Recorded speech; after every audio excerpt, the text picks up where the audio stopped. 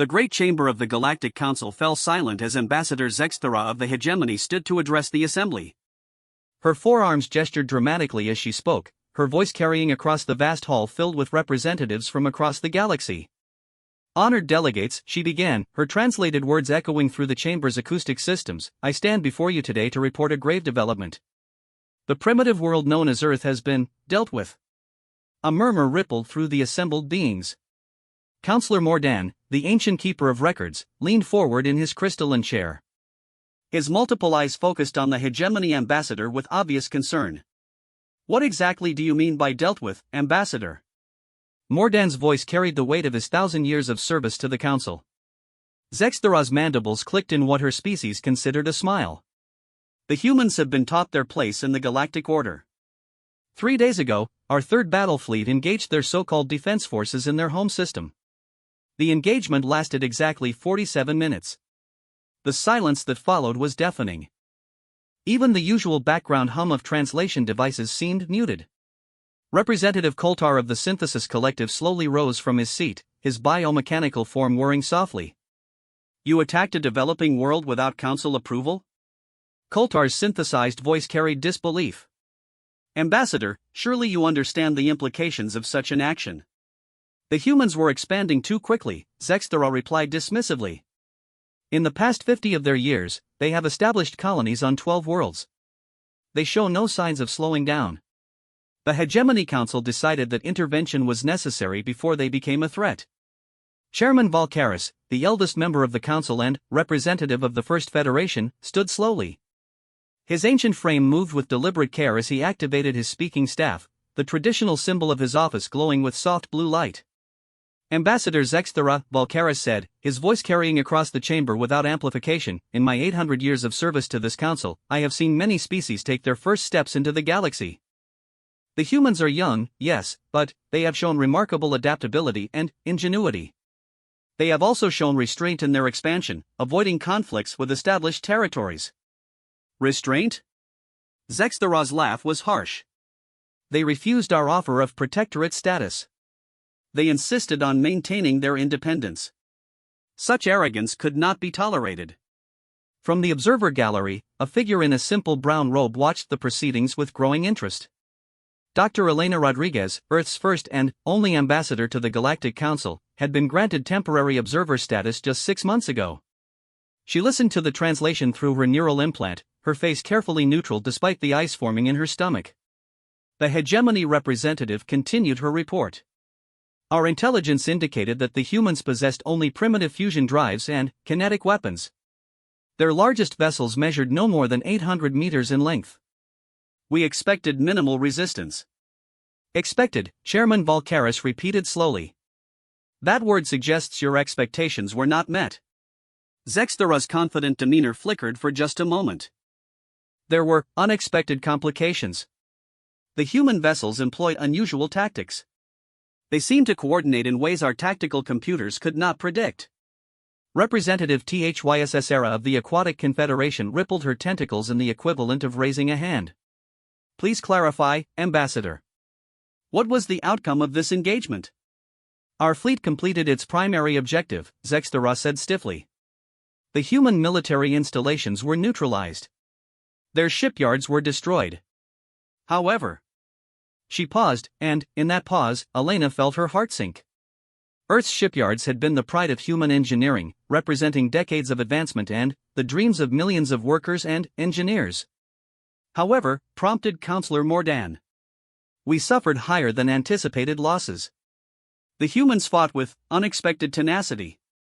They employed kamikaze tactics, using damaged vessels as guided missiles.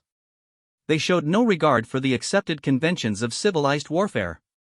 Elena had to bite her tongue to keep from speaking out. The observer gallery was not permitted to interrupt proceedings, but she wanted to scream at the Hegemony representative.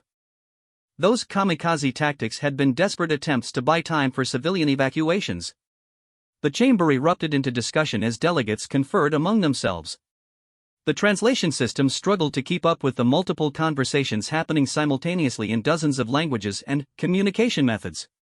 Chairman Valkaris struck his staff against the chamber floor, the sound cutting through the noise. Order! we will have order in this chamber. As quiet returned, he fixed his ancient gaze on the hegemony ambassador. Ambassador Zexthera, you say the human installations were neutralized. What of the population centers? Please tell me your forces observed the sanctuary protocols. The sanctuary protocols were sacred to the Council, ancient laws that protected civilian populations during military actions. Even in the darkest conflicts, worlds were never completely destroyed. Cities might be occupied, but wholesale slaughter was forbidden. The population centers remain intact, Zexthera replied. We are not barbarians. However, the humans have been informed that they are now under hegemony protection. Their expansion into space has ended. The weight of those words settled over Elena like a physical blow. Earth's space program, humanity's dreams of exploring the galaxy, had been crushed in a single engagement. Millions of people whose jobs depended on space industries would now face an uncertain future. Protection, Counselor Mordan repeated, his tone suggesting he found the word distasteful. And what form will this protection take? Standard protectorate protocols, Zexthera said. Human space vessels are now prohibited beyond their home system. All off-world colonies will be administered by hegemony governors. Trade will be conducted exclusively through approved hegemony merchants. In return, the humans will receive protection from external threats and access to approved galactic technologies. Representative Coultar's mechanical form word as he processed this information. You have essentially enslaved an entire species, Ambassador. The Synthesis Collective finds this troubling. Enslaved is such a harsh word, Zexthera protested. The humans will be cared for. They will be protected. They simply lack the maturity to govern themselves in galactic affairs. Elena's hands clenched in her lap. The condescending tone was almost worse than the military action itself. The hegemony spoke of her people as if they were children who needed supervision. Chairman Volcaris turned his attention to the observer gallery. Ambassador Rodriguez of Earth, you have heard these proceedings. While observers are not typically permitted to speak, the Council recognizes your unique position. Do you wish to make a statement? Elena rose slowly, feeling the weight of thousands of eyes upon her. She had prepared for many scenarios when she accepted the position as Earth's first galactic ambassador, but this had not been one of them. Honored Chairman, respected delegates, she began, her voice steady despite her inner turmoil, I thank you for this opportunity to speak. 3 days ago, my homeworld was attacked without provocation, without warning, and without justification under galactic law. The humans were warned, Zexthera interrupted. They were offered the chance to accept protectorate status peacefully. Elena turned to face the hegemony representative. Ambassador, Earth received your ultimatum exactly 18 hours before your fleet opened fire. 18 hours to decide the fate of an entire species. Would any of your worlds accept such terms under such pressure? A ripple of agreement passed through several delegations. Even in galactic politics, 18 hours was considered an insultingly short deadline. Furthermore, Elena continued, Earth's expansion has been entirely peaceful. We have established colonies only on uninhabited worlds, and we have scrupulously avoided any systems claimed by existing galactic powers. Our crime, it seems, was the desire to determine our own destiny. Representative THYSSR's tentacles rippled thoughtfully. The human speaks truth. Our records show no conflicts between Earth's colonies and any established territories. The issue is not territory, Zexthera said firmly. The issue is the rate of human expansion and their refusal to accept guidance from their betters. In 50 years, they have gone from a single world to 13 colonies. At this rate, they would control hundreds of worlds within a few centuries. And why is that inherently wrong? Asked Counselor Mordan. The hegemony itself controls over 3,000 worlds. The First Federation spans 12 galaxies. Why should humans be limited to one system? Because they lack wisdom. Zexthera's composure finally cracked. They are a young species, barely out of their tribal phase. They still practice warfare among themselves. They pollute their own world. They show no respect for established galactic hierarchies. Elena felt anger building in her chest, but she forced herself to remain calm. Ambassador Zexthera speaks of wisdom, yet her people attacked a world that had done them no harm. She speaks of respect for hierarchy, yet she violated the Council's own procedures by acting without authorization. If this is wisdom, then, perhaps humanity is better off without it. The chamber fell silent again. Elena had essentially accused the hegemony of hypocrisy in front of the entire Galactic Council, a serious breach of diplomatic protocol, but one that landed with obvious impact.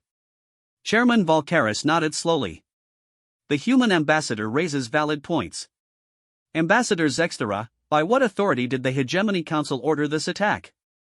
The humans are not a member species, but neither are they hostile. Under the Articles of Galactic Cooperation, military action against non-hostile species requires Council approval. The articles allow for preemptive action in cases of imminent threat, Zexthera replied, but her confidence was clearly shaken. Imminent threat? Representative Koltar's mechanical voice carried obvious skepticism. You said yourself that human vessels are primitive compared to hegemony technology. How could they possibly pose an imminent threat? Not an imminent threat to us, Zexthera clarified. An imminent threat to galactic stability. Their rapid expansion, their independence, their refusal to acknowledge their place, these things could inspire other young species to similar defiance. The words hung in the air like a confession. Elena realized that this was the real reason for the attack, not fear of human military power, but fear of human independence. The hegemony was worried that other species might see humanity's success and decide they didn't need hegemony protection either. Counselor Mordan's multiple eyes focused intently on the hegemony representative. So the attack on Earth was not about immediate security concerns, but about preventing the spread of independence among younger species. Is that your testimony, Ambassador? Zexthera seemed to realize she had revealed too much. The hegemony acted in the best interests of galactic stability. Galactic stability, Chairman Volkaris repeated slowly. Or hegemony control? The chamber erupted into heated discussion. Delegates who had seemed sympathetic to the hegemony position moments before now appeared to be reconsidering. Elena realized that Zexthera had made a crucial mistake. She had admitted that the attack on Earth was motivated by political concerns rather than legitimate security threats. As the arguments continued around her, Elena thought about the message she would need to send back to Earth. The attack was real, the damage was done, but perhaps the fight was not over. The Galactic Council seemed far from united in supporting the hegemony's actions. She thought about the human colonies that were now under hegemony control, about the families separated by this sudden change in their world status. She thought about the shipyard workers who had lost their jobs, the explorers whose dreams had been crushed, the children who would grow up in a galaxy where their species was considered too immature to govern itself. But she also thought about the expressions she was seeing on alien faces around her: concern, anger, and, in some cases, what looked like shame. The galaxy was watching, and not everyone approved of what they saw. The session was far from over, and Elena began to hope that perhaps humanity's story in the stars was not finished after all. The hegemony might have won the first battle, but the war for human independence was just beginning, and it would be fought not with weapons, but with words, laws, and the moral authority of the Galactic Council itself. As Chairman Volkaris called for another recess to allow delegates to consult with their governments, Elena quietly activated her communication implant to send an encrypted message back to Earth. There was still hope, she realized. The galaxy had not abandoned humanity after all. The emergency session of the Galactic Council reconvened 6 hours later, but the atmosphere had changed dramatically. Where there had been confusion and surprise before, now there was tension thick enough to cut with a blade. Elena noticed that several delegations had received new instructions from their home governments, and the body language of many representatives suggested they were not pleased with what they had learned. Chairman Volkaris took his position at the central podium, his ancient frame moving with the deliberate precision that came with centuries of experience in galactic politics. The chamber's lighting dimmed slightly, focusing attention on the speaker's platform where a holographic display materialized. Honored delegates, Volkaris began, during our recess, the Council's Intelligence Division has compiled a comprehensive report on the recent engagement in the Sol system. What we have learned raises serious questions about the information initially provided to this assembly. Elena felt her heart rate increase. She had been hoping for exactly this: an independent investigation that would reveal the full truth about what had happened in Earth's home system. The holographic display shifted to show a three-dimensional map of the Sol system, with markers indicating the positions of various installations and spacecraft at the time of the attack. Elena recognized the layout immediately. It showed Earth's orbital shipyards, the lunar mining facilities, the asteroid belt refineries, and the small but growing colonies on Mars and Europa. According to the hegemony's initial report, Volcaris continued, Earth's defenses consisted primarily of primitive fusion-powered vessels with limited combat capability. The engagement was described as lasting 47 minutes with higher than expected but manageable hegemony losses. Ambassador Zexthera shifted uncomfortably in her seat. Elena noticed that the hegemony delegation seemed to have grown larger during the recess, with several new advisors taking positions behind their primary representative. However, Volcaris said, his voice taking on a more serious tone, our investigation reveals a significantly different picture of events. The holographic display changed to show real-time recordings of the battle, compiled from various sources including automated distress beacons and sensor data from Council monitoring stations throughout the galaxy. Elena watched with a mixture of pride and heartbreak as she saw humanity's desperate defense of their home. The human fleet defending Earth consisted of 43 vessels, Volcaris narrated as the display showed the formation of Earth's ships. These ranged from military destroyers to converted cargo haulers pressed into service. The largest vessel was the UES Determination, measuring 1,200 meters in length, larger than initially reported, but still modest by galactic standards. Elena remembered the Determination. She had attended its christening ceremony just 2 years ago. Captain Sarah Chen had been so proud of her ship, humanity's first true deep space battleship. Elena wondered if Captain Chen had survived the battle. The hegemony fleet, Volcaris continued, consisted of 127 vessels, including 3 dreadnoughts each measuring over 5 kilometers in length. The technological disparity was indeed significant, with hegemony vessels equipped with plasma weaponry and gravitational shields, while human vessels relied primarily on railguns and physical armor. The tactical display showed the moment the battle began, with the massive hegemony fleet emerging from hyperspace at the edge of the Sol system. Elena watched as the human vessels, pitifully small in comparison, moved to intercept them. What happened next, Volcaris said, defies conventional military doctrine. The display showed the human fleet splitting into multiple groups, each taking a different approach to the enemy formation. Elena watched as her people's ships moved with a coordination and creativity that seemed to catch the hegemony forces off guard. Human tactics proved unconventional, Volcaris noted with what might have been admiration. Rather than engaging in traditional formation combat, human vessels operated in small, independent groups that struck at different points simultaneously. They used the system's asteroid belt as cover, employed gravitational slingshot maneuvers around planets, and demonstrated a level of tactical flexibility that our analysts describe as adaptive improvisation. Ambassador Zexthera stood abruptly. Chairman, this tactical analysis is irrelevant. The outcome of the engagement is what matters, not the methods employed. On the contrary, Ambassador, Volcaris replied calmly. The methods employed are entirely relevant to this council's evaluation of both human capabilities and hegemony actions. The display continued showing the battle, and Elena could see why Volcaris was focusing on tactics. The human ships were indeed fighting like nothing the galaxy had seen before, not because they had superior technology, but because they refused to follow the predictable patterns that define most spacefaring species' military doctrines. Representative Coultar's mechanical form whirred as he processed the tactical data. The humans appear to have treated space combat as a three-dimensional puzzle rather than a traditional battle. Their vessels changed tactics multiple times during the engagement, adapting to hegemony responses in real time. That's precisely correct, Volcaris confirmed. But, perhaps most significantly, our analysis reveals that the engagement did not last 47 minutes as initially reported. Elena felt the chamber's attention focus intently on Volcaris's words. Even the translation systems seemed to pause, waiting for clarification. The engagement lasted 14 hours and 32 minutes, Volcaris announced. What Ambassador Zexthera reported as a brief skirmish was, in fact, one of the longest single-system battles in recorded galactic history. The silence that followed was deafening. Elena felt a surge of pride mixed with grief. Her people had fought for over 14 hours against impossible odds. They had made the hegemony pay for every meter of space.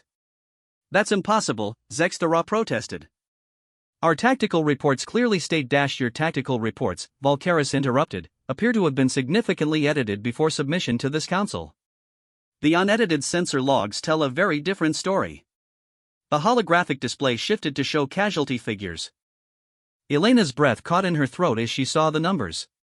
Hegemony losses, Volcaris read, included 37 vessels destroyed and 42 vessels damaged beyond immediate repair. Human losses included all 43 defending vessels. The chamber erupted in shocked discussion. Elena realized that the humans had destroyed or damaged nearly two-thirds of the attacking force before finally succumbing. It was a Pyrrhic victory for the hegemony at best. Furthermore, Volcaris continued, waiting for quiet to return. Analysis of the engagement timeline reveals that human resistance did not cease with the destruction of their fleet. Elena leaned forward, eager to hear what had happened after the space battle.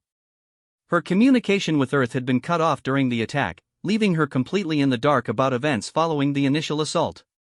After achieving space superiority, hegemony forces began landing operations on Earth itself, Volcaris narrated as the display showed troop transports descending toward the planet's surface. They encountered immediate and coordinated resistance from planetary defense forces. The display showed what Elena could only describe as organized chaos. Human forces across Earth had apparently coordinated their response with remarkable efficiency, turning every city into a fortress and every forest into a maze of ambush points. Human planetary defenses proved as unconventional as their space tactics, Volcaris noted. Rather than concentrated military installations, they employed distributed defensive networks. Civilian infrastructure was hardened against assault, and non-military personnel were apparently trained in basic defensive operations. Ambassador Zexthera's mandibles clicked in obvious annoyance. The humans violated accepted standards of civilized warfare. They used civilian areas as military bases. They employed guerrilla tactics against properly identified military forces. They defended their home, Elena said quietly, but her words carried clearly through the chamber's acoustics. Representative HFY's tentacles rippled in agreement. The Aquatic Confederation recognizes the right of any species to defend their homeworld using any means necessary. As does the Synthesis Collective, added Representative Coulthar. The hegemony initiated hostilities without provocation. Human defensive actions, however unconventional, were entirely legitimate. Volcaris nodded approvingly. The Council concurs. Human defensive tactics, while unorthodox, violated no laws of warfare. However, the analysis reveals additional concerning information about hegemony conduct during the planetary assault. Elena felt her stomach tighten. She was about to learn exactly what had happened to her homeworld during those 14 hours of hell. Hegemony forces encountered resistance far beyond their expectations, Volcaris continued. Human defenders employed advanced coordination systems, demonstrated exceptional tactical knowledge of their own terrain, and showed remarkable resilience under fire. What the hegemony expected to be a simple occupation operation became a costly siege of every major population center. The display showed heat signatures from dozens of battles across Earth's surface. Elena could see that virtually every major city had become a battlefield, with human forces making the invaders pay for every building, every street, every room. After 8 hours of costly ground fighting, Volcaris said, hegemony commanders made the decision to withdraw their ground forces and initiate orbital bombardment of military targets. Elena's blood ran cold. Orbital bombardment of a populated world was technically legal under galactic law, but it was considered a sign of military incompetence, an admission that ground forces had failed completely. The bombardment was precision-targeted, Volcaris clarified, and Elena felt some relief. Military installations, spaceports, and industrial complexes were destroyed from orbit. However, the bombardment continued for over 4 hours, suggesting that human defenders had fortified these positions extensively. Or that hegemony targeting systems were less precise than advertised, observed Counselor Mordan dryly. Ambassador Zexthera's forearms gestured angrily. Our forces exercised restraint. We could have glassed the entire planet, but we limited our response to legitimate military targets. Restraint? Elena couldn't keep the anger out of her voice. You bombed my world for 4 hours and call it restraint? Compared to what we could have done, yes. Zexthera snapped back. The exchange highlighted exactly what Elena found most infuriating about the hegemony's attitude. They spoke as if humanity should be grateful for not being completely exterminated.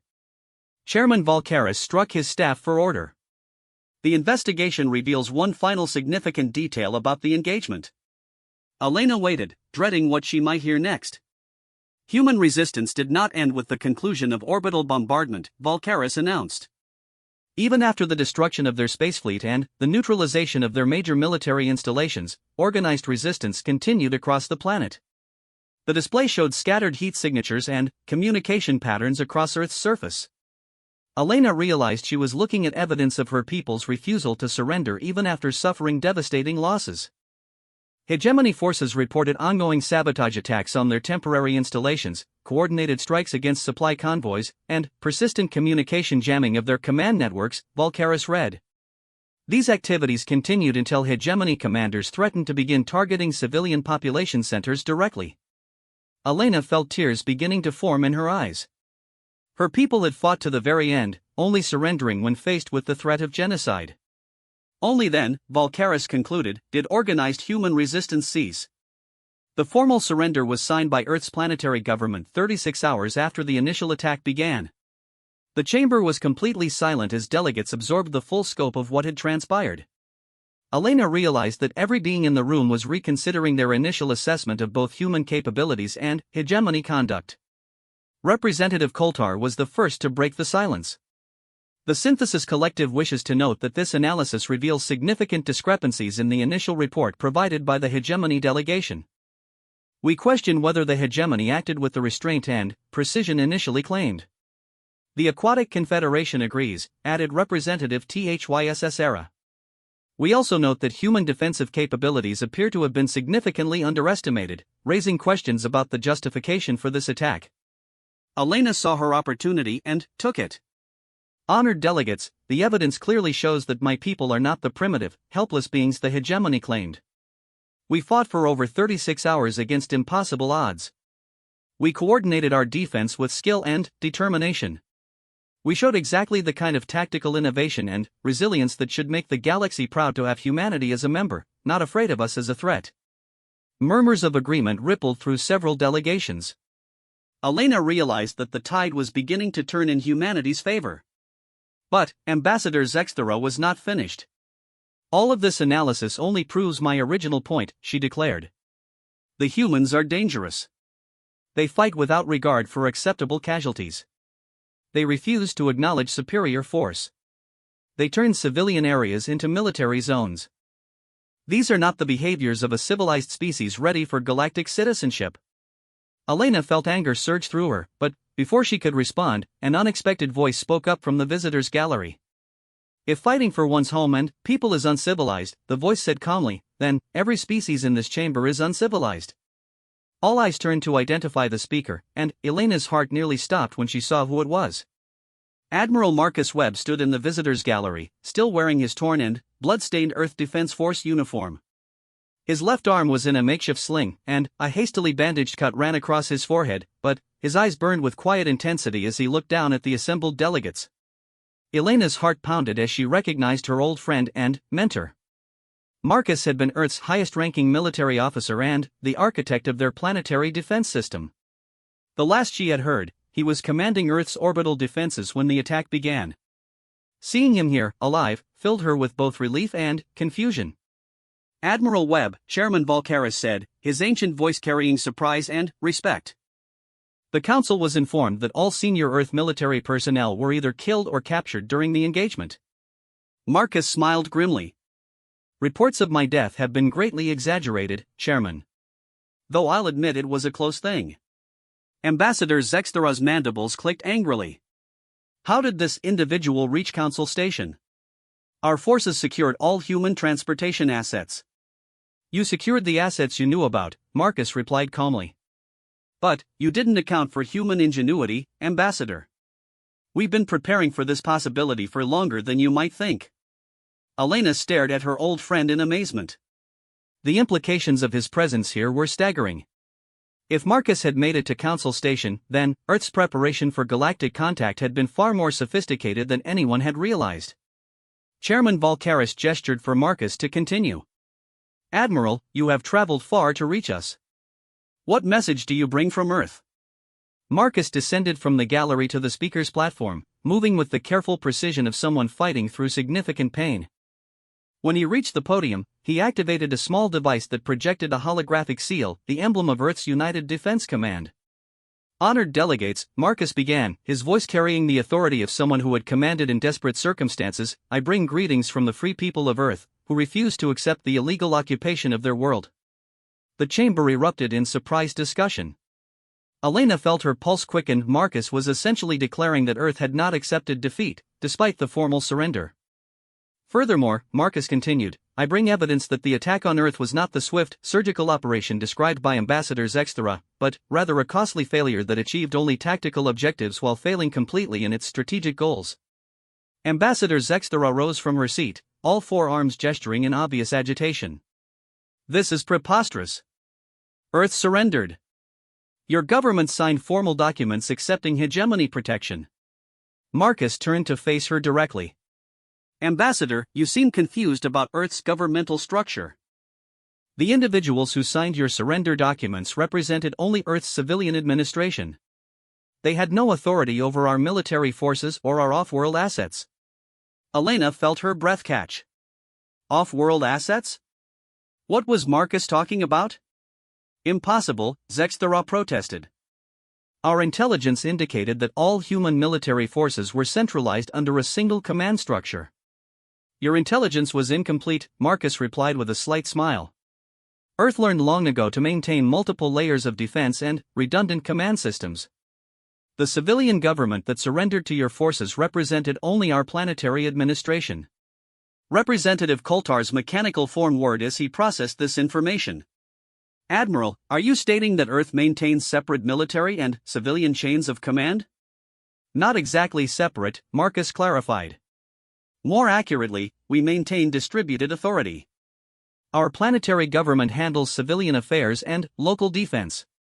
Our system government handles interplanetary coordination and resource management. And our stellar government handles external defense and deep space operations. Elena realized she was witnessing something unprecedented. Marcus was revealing that Earth had developed a governmental system specifically designed to survive exactly the kind of attack the hegemony had launched. Chairman Volcaris leaned forward with obvious interest. Admiral, you speak of multiple levels of government. Are you suggesting that the surrender signed by Earth's planetary administration does not bind your entire species? That's exactly what I'm suggesting, Marcus confirmed. The planetary government surrendered to prevent further civilian casualties. They had that authority. But they did not have the authority to surrender our off-world colonies, our deep space fleet, or our external defense installations. Ambassador Zexthera's confidence was visibly shaking. What deep space fleet? Our intelligence showed that all human vessels were primitive fusion-powered ships confined to your home system. Marcus activated another control on his device, and the holographic display in the chamber changed to show a star map with dozens of markers scattered across a vast volume of space. The vessels you encountered at Earth were indeed our fusion-powered fleet, Marcus said. Our first-generation ships, designed for system defense and short-range patrol duties. What your intelligence failed to detect were our second- and third-generation vessels. Elena stared at the display in amazement. The map showed human installations scattered across dozens of star systems, connected by travel routes that extended far beyond Earth's known colonies. For the past 20 years, Marcus continued, Earth has been developing advanced drive technologies based on gravitational manipulation and dimensional folding. While our public colonies used conventional fusion drives, our deep space exploration vessels employ technologies that made them effectively invisible to standard sensor arrays. The implications hit Elena like a physical blow. Earth had been running a two-tier space program, a visible civilian operation that the galaxy could monitor, and a hidden military operation that had been expanding in secret. You're claiming that humanity has been deliberately deceiving the galactic community about your technological capabilities? Counselor Mordan asked, his multiple eyes focused intently on Marcus. Not deceiving, Marcus corrected. Simply not advertising. Earth learned early that appearing weak while secretly becoming strong was a better survival strategy than appearing strong and becoming a target. Representative THYSSR's tentacles rippled thoughtfully. A wise strategy, given recent events. But, Admiral, what is your purpose in revealing this information now? Marcus gestured to the star map still floating above the chamber. Because the attack on Earth was not the end of human resistance, it was the beginning. While Ambassador Zexthera's forces were fighting our first-generation ships, our second- and third-generation vessels were positioning themselves for the next phase of this conflict. Elena felt excitement building in her chest. Marcus was essentially telling the galaxy that Earth's real military had not even participated in the battle they had all been discussing. What next phase? Ambassador Zexthera demanded, but Elena could hear fear creeping into her voice. Marcus smiled, and, for the first time since entering the chamber, he looked genuinely pleased. The liberation of our colonies, the rescue of our people, and the demonstration to the galaxy that humanity will not be enslaved. The chamber fell silent as delegates absorbed the implications of Marcus's words. Elena realized that he was describing a military campaign that would span dozens of star systems. Admiral, Chairman Volcaris said slowly, "Are you informing this council that Earth intends to initiate hostilities against hegemony forces?" "Not Earth," Marcus corrected. "Earth is under occupation and cannot initiate anything. However, the Free Human Fleet, operating under the authority of our stellar government, has been engaging hegemony occupation forces since approximately 6 hours after the attack on our homeworld began." Elena's mind raced as she understood what Marcus was really saying. While the hegemony had been focused on conquering Earth, humanity's secret fleet had been launching coordinated strikes across the galaxy. Ambassador Zexthera activated her own communication device, speaking rapidly in her native language. Elena's translation implant couldn't keep up with the technical military terminology, but the tone was clearly urgent. "You see," Marcus continued, addressing the chamber while Zexthera was distracted, "the hegemony made a fundamental error in their assessment of human psychology. They assumed that by crushing our visible military and occupying our homeworld, they would break our will to resist." He paused, looking directly at Elena with an expression that conveyed both pride and determination. "Instead," Marcus said, "they gave us proof that the galaxy would never accept humanity as an equal partner. They showed us that our only choices were submission or victory. And humans have never been good at submission." Representative Coultar's systems chirped as he received new data. "Admiral, are you claiming responsibility for the attacks on hegemony installations at Kepler Station, New Sardinia, and the Proxima Complex?" Elena felt her excitement spike. Those were major hegemony military installations, scattered across 3 different sectors. If humans had attacked all of them simultaneously, it represented a coordination capability that rivaled anything the major galactic powers could achieve. "The Free Human Fleet takes full responsibility for those operations," Marcus confirmed. "Along with 17 other simultaneous strikes on hegemony positions throughout the local sector." The chamber erupted in shocked discussion. 20 coordinated strikes suggested that humanity's hidden fleet was not only more advanced than anyone had suspected, but also much larger. Ambassador Zexthera finished her urgent conversation and turned back to face Marcus, her confidence completely shattered. "Admiral, you are describing acts of terrorism against legitimate hegemony installations." "I'm describing acts of war against an occupying force," Marcus corrected firmly. "The hegemony attacked Earth without provocation and without legal justification. Under galactic law, we have the right to defend ourselves using any means necessary." Chairman Volcaris struck his staff for order as the discussion threatened to spiral out of control. "Admiral Webb, these are serious allegations. You are essentially claiming that a full-scale war has begun between humanity and the hegemony." "Not claiming, Chairman," Marcus said quietly. "Announcing. The war began when hegemony forces opened fire on Earth's orbital installations. What I'm announcing is that humanity intends to win it." Elena felt a mixture of pride, terror, and hope surging through her. Her people were not surrendering after all. They were fighting back with capabilities that no one had suspected. "But, Admiral," Representative Thysera said, her tentacles displaying concern, "surely you understand that Earth itself remains vulnerable to retaliation. The hegemony could destroy your homeworld in response to these attacks." Marcus nodded grimly. "They could try. But they would find that considerably more difficult than they expect." He activated his device again, and the display showed a new image that made Elena gasp. The view was from orbit around Earth, but, instead of showing the devastation she expected, it showed something impossible. Earth's orbital shipyards, which the reports had claimed were destroyed, were not only intact but bustling with activity. Dozens of vessels moved between the construction platforms, and new ships appeared to be nearing completion. "How?" Elena whispered, speaking for the entire chamber. "Holographic projections," Marcus explained calmly. "Our real shipyards have been hidden in the asteroid belt for over a decade. What the hegemony destroyed were elaborate decoys, designed to convince observers that Earth's industrial capacity had been eliminated." Ambassador Zexthera stared at the display in horror. "Impossible. Our sensors confirmed the destruction of your industrial facilities. Your sensors confirmed the destruction of what we wanted you to destroy, Marcus corrected.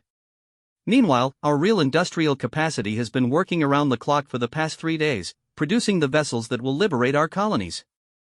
Elena realized that Marcus was describing a level of strategic deception that was breathtaking in its scope. Earth had essentially allowed the hegemony to attack false targets while preserving their real military capacity. Furthermore, Marcus continued, Earth's planetary defenses are not as helpless as they might appear. The resistance your forces encountered was not our full defensive capability, it was a delaying action designed to maintain the illusion that you had achieved victory. The implications were staggering. Elena began to understand that the entire battle for Earth had been theater, designed to convince the hegemony that they had won while actually preserving humanity's ability to continue the fight. Chairman Volcaris's ancient eyes focused on Marcus with something that might have been admiration. Admiral, you are describing a level of strategic planning that suggests Earth has been preparing for galactic conflict for many years. 23 years, Marcus confirmed. Ever since we first detected artificial radio signals from the direction of hegemony space.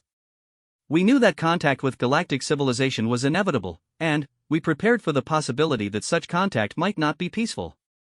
Elena felt a surge of pride in her species. While other young civilizations had stumbled blindly into galactic politics, humanity had been preparing, planning, and positioning itself for survival in a hostile universe. But Marcus was not finished with his revelations. Admiral Webb reached into his uniform pocket and withdrew a small crystalline device that Elena immediately recognized as a quantum communication relay technology that shouldn't have existed in human hands for at least another century according to galactic developmental timelines. Honored delegates, Marcus said, holding up the device, I have been authorized by the Stellar Defense Council to share additional information that directly concerns this assembly. He activated the device, and, suddenly, the chamber's central holographic display showed a live feed from somewhere in deep space. Elena gasped as she recognized the configuration of ships in the image. Dozens of sleek vessels hung in formation against the backdrop of stars, their hulls gleaming with an almost organic beauty that spoke of technology far beyond anything Earth had publicly demonstrated. These ships bore no resemblance to the primitive fusion-powered vessels that had defended Earth's orbit. The free human fleet currently consists of 147 vessels of various classes, Marcus announced. These ships represent 30 years of secret development, incorporating technologies that humanity reverse-engineered from salvaged alien artifacts found in our own solar system. Elena felt the chamber's atmosphere shift as delegates realized the implications. Humanity had been studying galactic technology far longer than anyone suspected. Representative Coulter's mechanical systems chirped rapidly as he processed the visual data. Admiral, our analysis indicates that those vessel designs incorporate gravitational manipulation technology typically associated with Tier 4 civilizations. How did a developing species acquire such capabilities?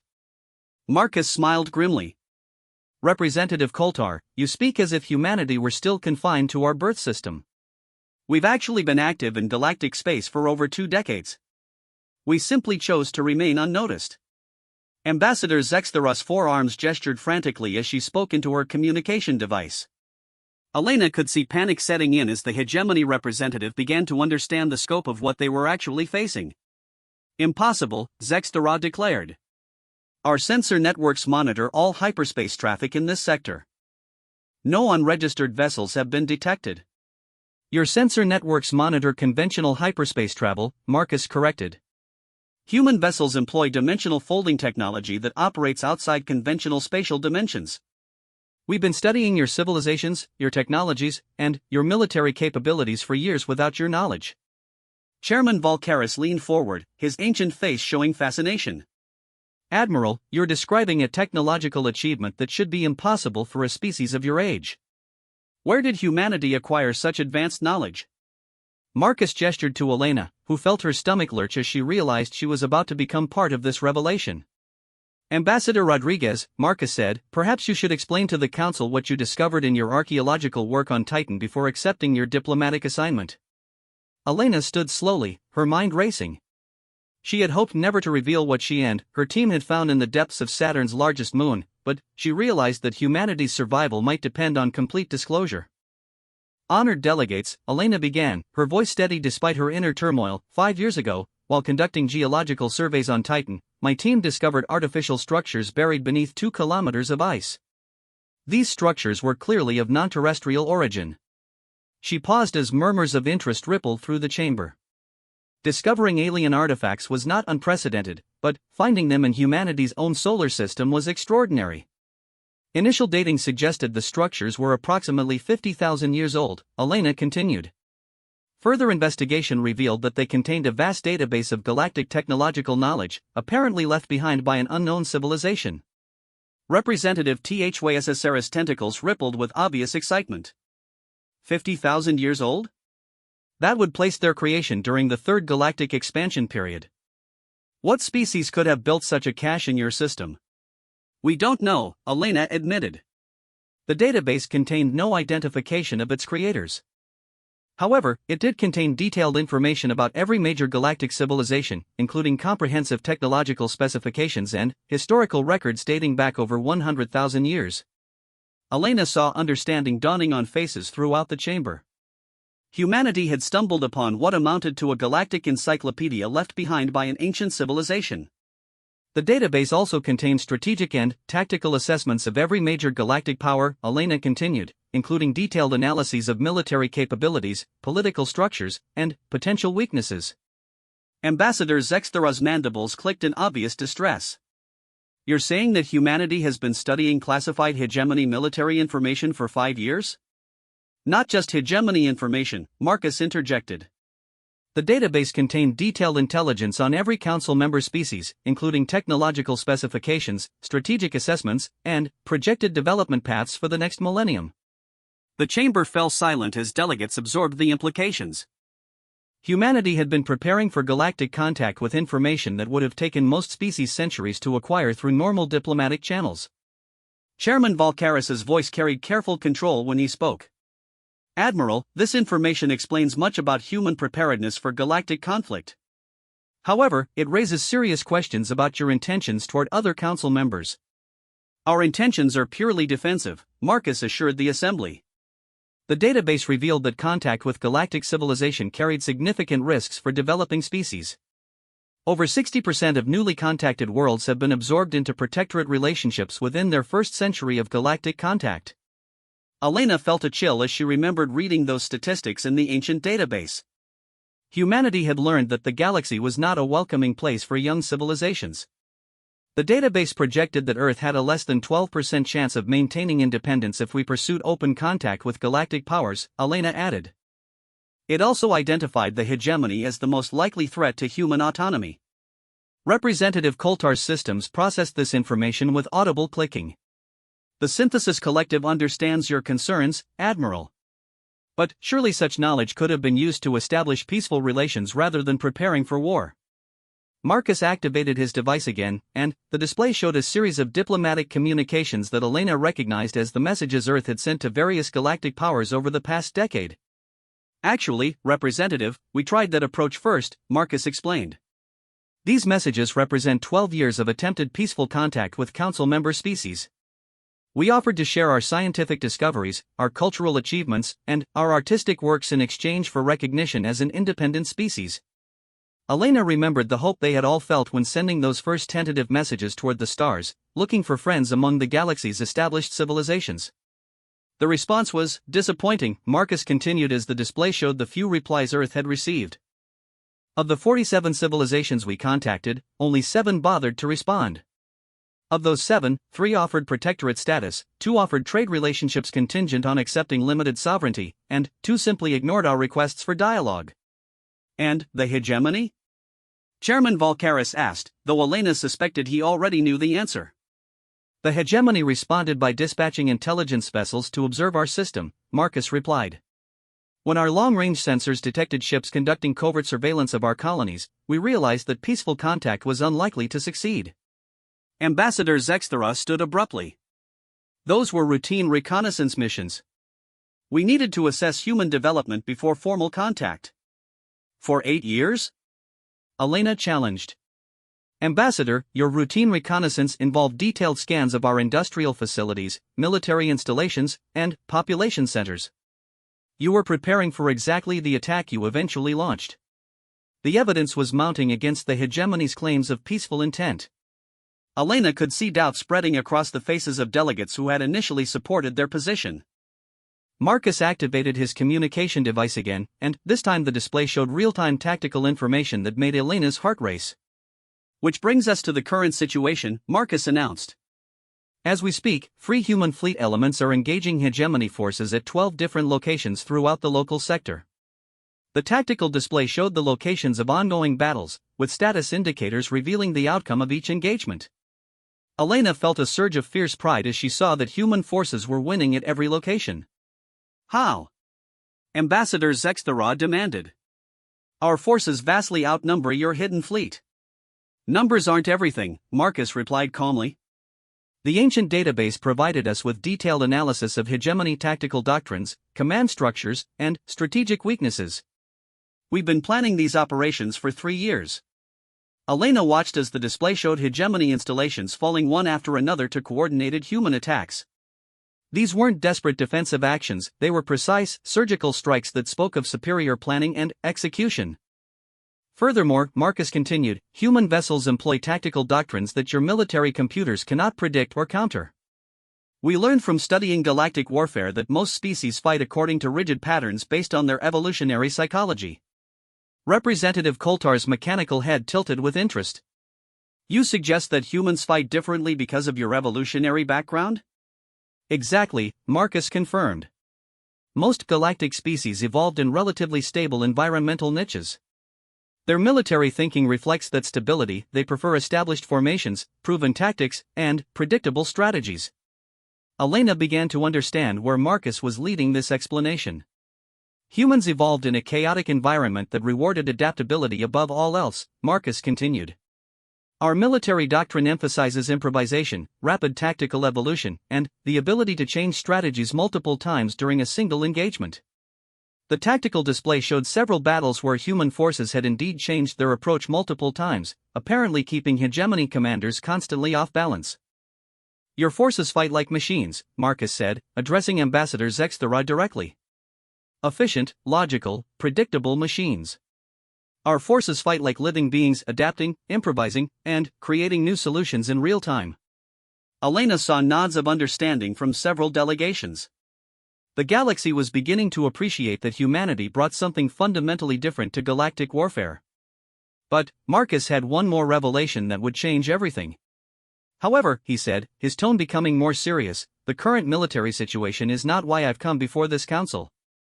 I'm here to inform you that humanity has discovered who built the database we found on Titan. Elena felt her breath catch. This was information that even she didn't possess. The ancient civilization that left us their knowledge was called the predecessors, Marcus announced. And, according to their records, they didn't disappear, they've been waiting for a species capable of challenging the existing galactic order.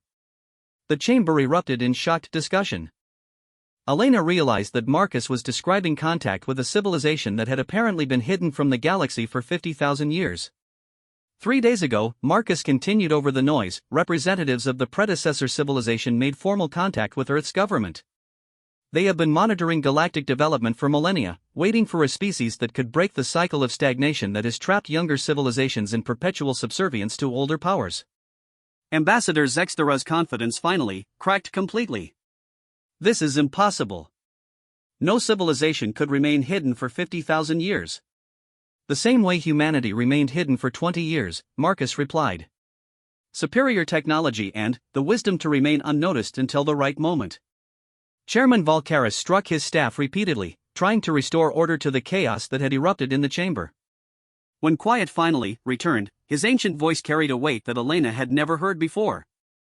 Admiral Webb, Valkaris said slowly, are you informing this council that humanity has formed an alliance with a previously unknown galactic power? Marcus smiled, and, for the first time since entering the chamber, he looked genuinely relaxed. Not an alliance, Chairman, he corrected. A partnership.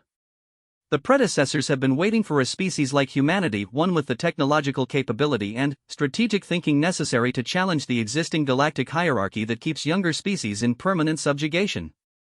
Elena felt the foundations of galactic politics shifting beneath her feet. If Marcus was telling the truth, humanity had just announced the arrival of a new major power in galactic affairs.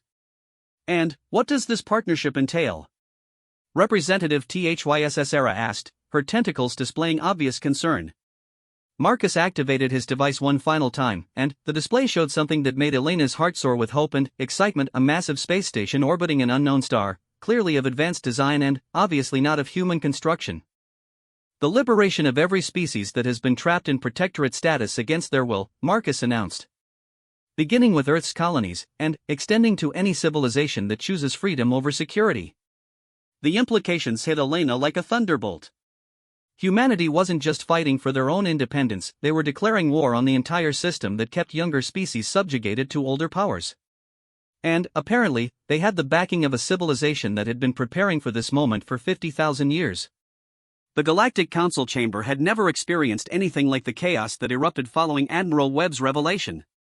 Delegates from dozens of species were simultaneously trying to communicate with their home governments, analyze the implications of a hidden galactic power, and assess the threat to the existing order that had maintained peace for millennia. Elena watched from her position as currents of fear, excitement, and uncertainty flowed through the assembly. Some delegates appeared terrified by the prospect of galactic war, while others seemed energized by the possibility of change in a system that had grown stagnant. Chairman Volcaris struck his staff repeatedly, but the traditional call for order seemed inadequate for the magnitude of the situation. Finally, he activated the chamber's emergency protocols, and a harmonic tone filled the space, compelling attention through subsonic frequencies that affected most galactic species. Honored delegates, Volcaris said when silence returned, we are facing a situation unprecedented in Council history. Before we proceed, I believe we must hear from all parties involved. He gestured toward Ambassador Zexthera, who had been frantically communicating with Hegemony headquarters throughout Marcus's presentation. Ambassador Zexthera, Volcaris continued, what is the Hegemony's response to these revelations? Zexthera rose slowly, her forearms trembling with barely controlled emotion. When she spoke, her voice carried none of the confidence she had displayed at the session's beginning. The Hegemony High Council has authorized me to inform this assembly that we are prepared to escalate our response to human aggression, she announced.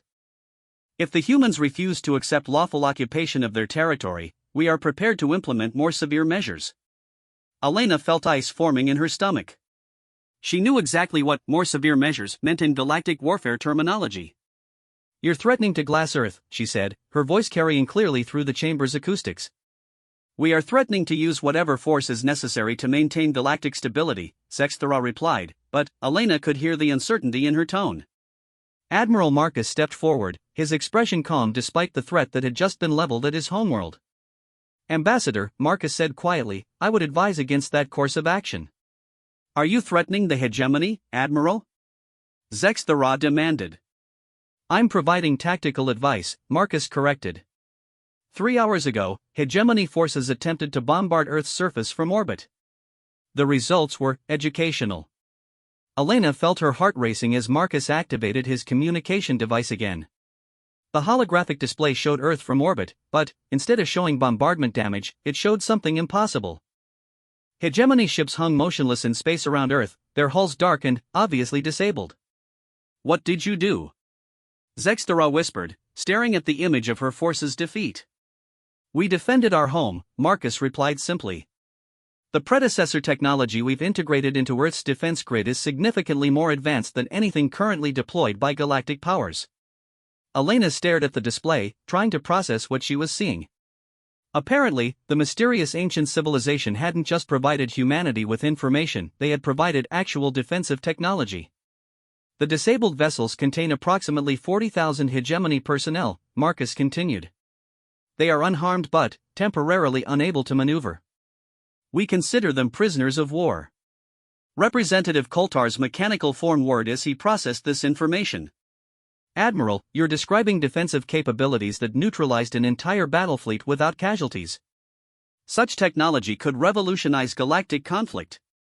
Or end it entirely, Marcus said meaningfully. The predecessors developed these systems during their own struggles against aggressive galactic powers. They learned that the only way to achieve lasting peace is to make warfare impossible for aggressors while preserving the ability of civilizations to defend themselves. Elena began to understand the scope of what humanity had stumbled into. They weren't just fighting for their own independence, they were potentially ending the age of galactic conquest entirely. Chairman Volcaris's ancient eyes focused on Marcus with obvious fascination. Admiral, are you suggesting that these predecessors possess technology capable of neutralizing any aggressive military action? Not neutralizing, Marcus corrected. Redirecting. Their defensive systems don't destroy attacking forces, they render them incapable of continuing aggressive action while preserving the lives of personnel involved. Elena felt hope surging through her chest. If such technology actually existed and could be shared, it would fundamentally change the nature of galactic politics. But Ambassador Zexthera was not ready to accept defeat. This changes nothing, she declared, though her voice lacked conviction. The hegemony commands thousands of vessels across hundreds of systems. One defensive success does not constitute victory. Marcus smiled sadly. Ambassador, I appreciate your determination, but you need to understand the full scope of what you're facing. He activated his device again, and the display shifted to show a galactic map with thousands of markers scattered across known space. These markers represent predecessor monitoring stations that have been observing galactic civilization for 50 millennia, Marcus explained. Each station is equipped with the same defensive technology that just neutralized your fleet at Earth. Elena watched as comprehension dawned on faces throughout the chamber. If Marcus was telling the truth, the predecessors had been capable of intervening in galactic affairs for thousands of years, they had simply chosen not to. Why now?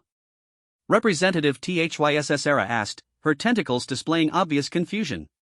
If these predecessors have possessed such capabilities for so long, why reveal themselves at this moment?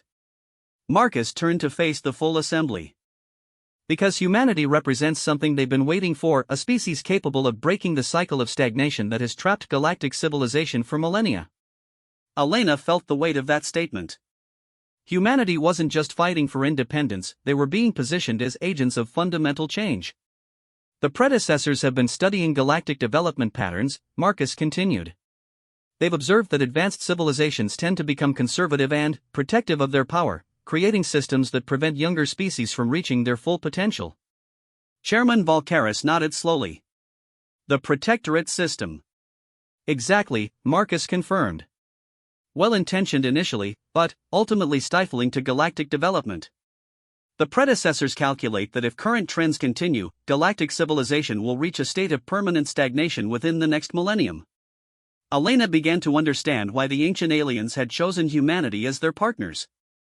Earth's refusal to accept protectorate status wasn't just stubborn independence, it was exactly the kind of thinking needed to break galactic society out of its comfortable rut. But the protectorate system provides stability, protested Representative Velnash of the Harmony Collective. Without it, young species often destroy themselves through warfare or environmental collapse. Some do, Marcus agreed. But others achieve breakthroughs that benefit the entire galaxy. The predecessors believe that the cost of preventing some failures is the loss of revolutionary advances that could elevate all galactic civilization. Elena saw nods of understanding from several delegations. The chamber was beginning to grasp that this wasn't just about humanity's status, it was about the future direction of galactic society. Admiral, Chairman Volcaris said carefully, what specific changes are the predecessors and humanity proposing? Marcus gestured to Elena, who realized she was about to deliver one of the most important speeches in human history. Honored delegates, Elena began, standing to address the full assembly. Humanity proposes a new model for galactic civilization, one based on voluntary cooperation rather than enforced protection. She paused, gathering her thoughts for words that could shape the future of countless worlds. We propose the creation of a galactic federation of independent worlds, Elena announced. Membership would be voluntary, with no species forced into protectorate status against their will. Each member would contribute according to their capabilities and receive support according to their needs. Elena could see interest building on faces throughout the chamber. Advanced civilizations would share technology and knowledge freely, rather than doling it out in carefully controlled portions, she continued.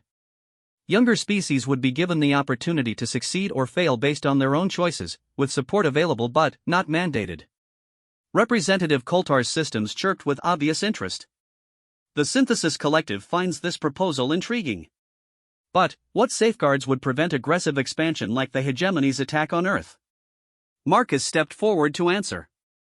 The predecessor defensive network would remain active, protecting any civilization that requested protection from aggressive action. The difference is that protection would be defensive only, no civilization would be prevented from making their own choices about their development path. Elena felt excitement building as she realized how revolutionary this proposal actually was. It would fundamentally reshape galactic politics from a system based on hierarchy to one based on voluntary cooperation. And species that prefer the stability of protectorate status, asked Representative THYSS Era, would be free to maintain those relationships if they choose, Elena replied. The key word is choice. No species would be forced into independence any more than they would be forced into protectorate status. Ambassador Zexthera rose again, but her earlier confidence had completely evaporated. This is madness, she declared. Younger species need guidance. They need protection from their own impulses. The galaxy has been stable for 10,000 years under the current system. Stable but stagnant, Marcus countered. When was the last time any galactic civilization made a significant technological breakthrough? When was the last time a new form of art or literature or philosophy emerged that changed how species understood the universe? Elena saw the truth of his words reflected in the faces around her. The galaxy had indeed achieved stability, but at the cost of dynamism and growth. The predecessors withdrew from active galactic affairs 50,000 years ago because they realized that their presence was preventing younger species from reaching their potential, Marcus continued. They've been waiting for a species capable of inspiring the galaxy to resume its growth. Chairman Volcaris stood slowly, his ancient frame carrying the weight of centuries of experience in galactic politics. Admiral Webb, Ambassador Rodriguez, he said formally, you are proposing nothing less than a complete restructuring of galactic civilization. Such a change cannot be decided quickly or without extensive consideration. We understand, Chairman, Elena replied. But we also believe that the galaxy is ready for this change. The attack on Earth has demonstrated the flaws in the current system. And if the Council rejects this proposal, asked Councillor Mordan. Marcus smiled grimly.